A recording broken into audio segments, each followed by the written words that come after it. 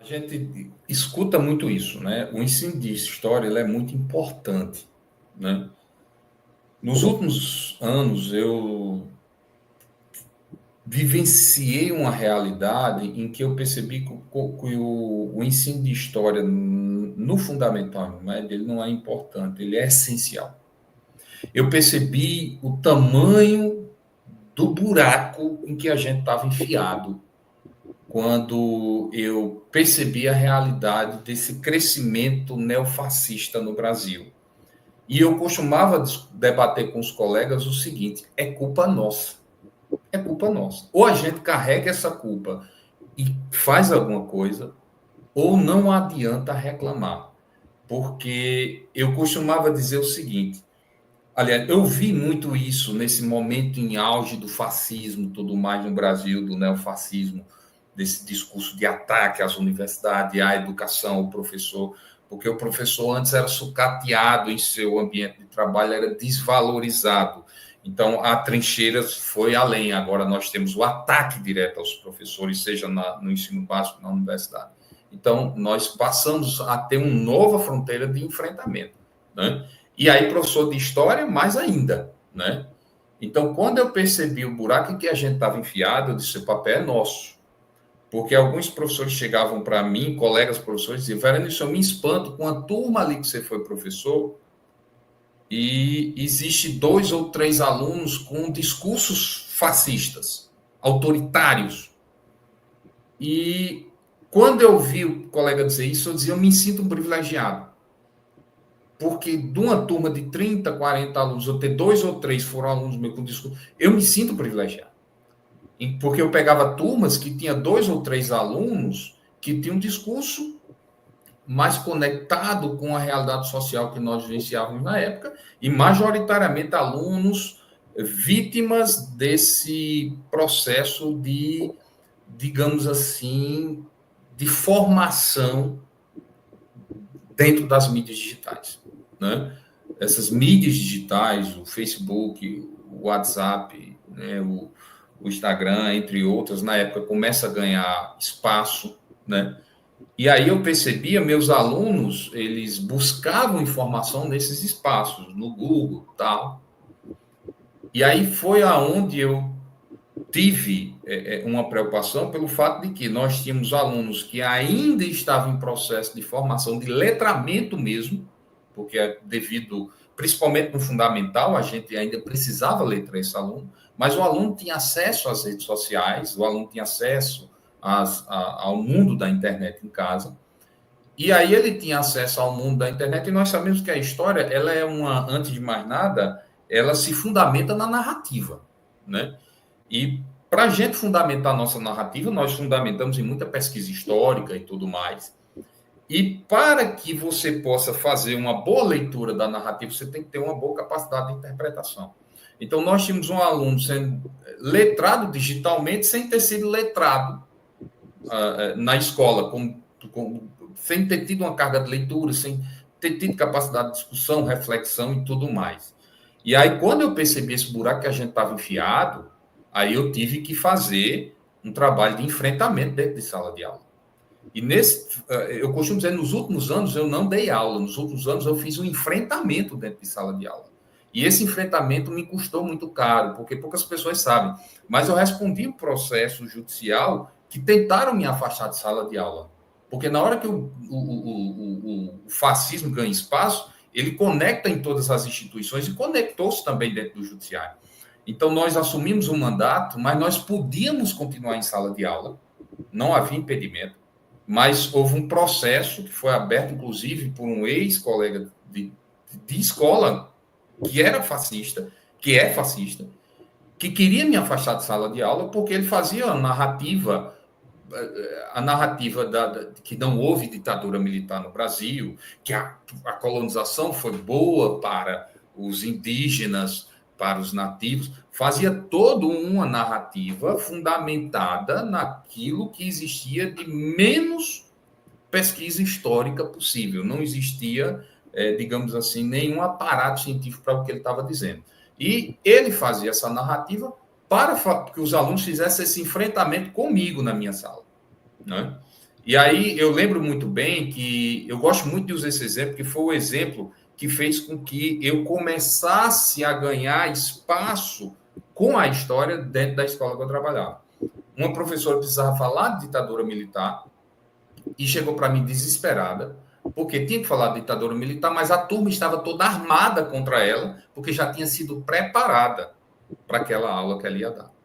E aí nós tínhamos, não faço isso com força, ela uma professora mulher, que aí a dificuldade era muito maior, e a proposta de enfrentamento que os alunos estavam fazendo para ela.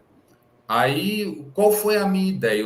Ela pediu uma ajuda e aí eu peguei, eu disse, vamos fazer o seguinte, eu quero que você me traga a lista dos alunos, vá na secretaria, isso foi um insight que eu tive na hora, me traga o nome do pai, da mãe, da avó, enfim, da família de cada aluno. Então, a professora trouxe, o que é que você vai fazer? Eu digo, deixe na hora que eu... Porque professor de história tem muito disso, né? Na hora eu vou mostrar o que é que eu vou fazer.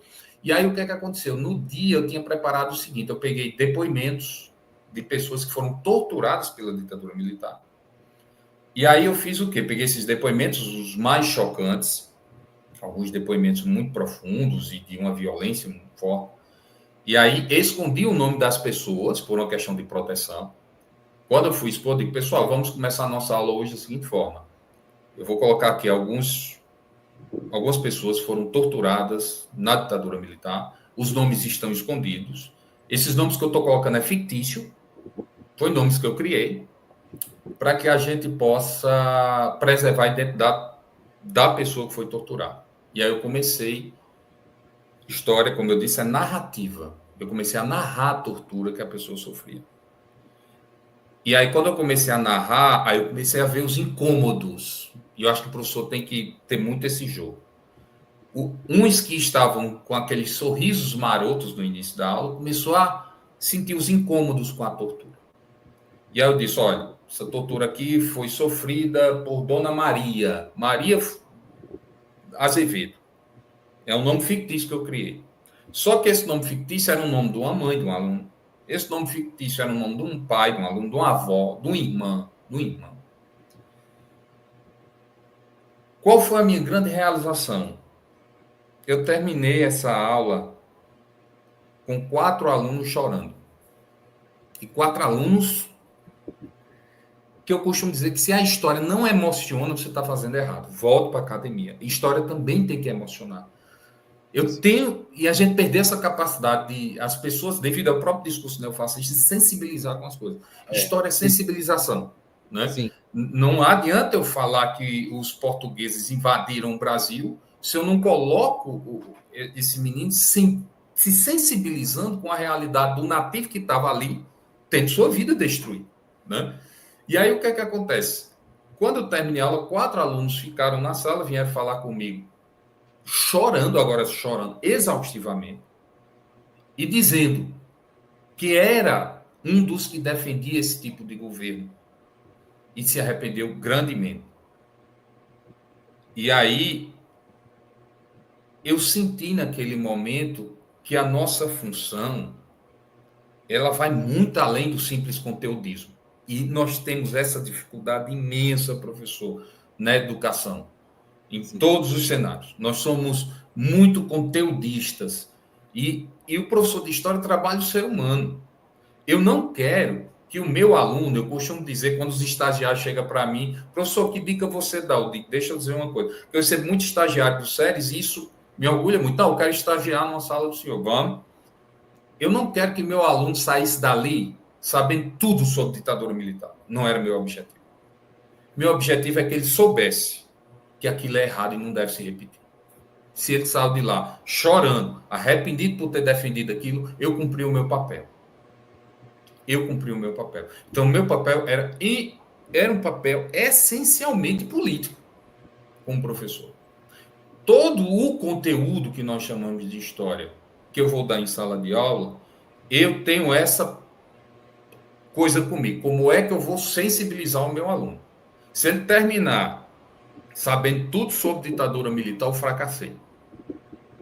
Se ele terminar se sensibilizando e entendendo que aquilo não pode se repetir, eu me dou por satisfeito. E é isso que eu trago muito para os novos professores de história que estão se formando. História narrativa, história sensibilidade e história trabalhar o ser humano. Então, a história ela não é importante, ela é essencial. E nesse processo novo, nós vivimos o ataque do fascismo. Eu enfrentava um processo que tentava me afastar da sala de aula, conseguiu me afastar. No final, eu consegui voltar, mas conseguiu temporariamente me afastar.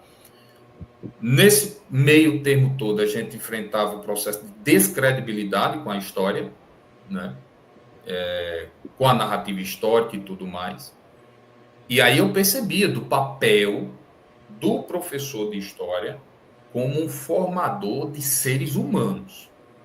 Não é como um formador de pessoas que sabem a história. Eu não quero que meu aluno saiba a história do Brasil todinha de ponta a ponta, mais do que eu. Ele pode saber mais do que eu, mas se ele não tiver a sensibilidade de entender que essas narrativas foram construídas por seres humanos que tiveram suas vidas dilaceradas, que tiveram sua vida impactada de alguma forma positiva ou negativamente, então eu me dou por fracassado. Então, todo o conteúdo de história que eu ministro, a primeira coisa que eu faço é como eu uso esse conteúdo para sensibilizar meu aluno. Como eu uso esse conteúdo para tornar o meu aluno um ser humano melhor. Por quê? Porque se eu começar o ano letivo e terminar o ano letivo, aquele aluno que entrou na minha sala no primeiro dia de sala de aula, e eu digo isso para eles, se vocês saírem daqui no último dia sendo um ser humano melhor do que entrou, eu me dou por vencido. Eu venci com o professor. Agora, se você entra aqui, sai no último dia, só tem 10 em história, sabe tudo, até mais do que eu, mas você não é um ser humano melhor, eu fracassei. Se a gente não olhar por esse lado, a gente vai fracassar como profissional e nós vamos fazer a sociedade fracassar, porque nós somos responsáveis por tudo que está acontecendo no Brasil como professor, seja de história, seja de outras áreas, mas a área de história principalmente. Eu não consigo entender como é que um colega professor disse isso não é da minha conta. Eu vim aqui dar minha aula e tchau. Não. É por isso que a gente está enfrentando o neofascismo. É por motivos como esse que a gente está enfrentando essa descredibilidade. É por motivos como esse que nós estamos sendo atacados, desvalorizados, criminalizados. Por quê? Porque eu sei que o meu aluno de hoje, ele pode ser amanhã o político que vai estar gerindo políticas educacionais. E óbvio, se eu não preparei esse aluno para entender o que é educação, para entender o que é história e como isso impacta na vida dele, ele vai estar lá num congresso da vida fazendo os discursos aberrantes que a gente ouve, que dá náuseas. Então, é isso. Professor, ele é um formador do ser humano. Ele é um sensibilizador. E professor de história, antes de mais nada, ele é um fracassado se ele só der aula de história.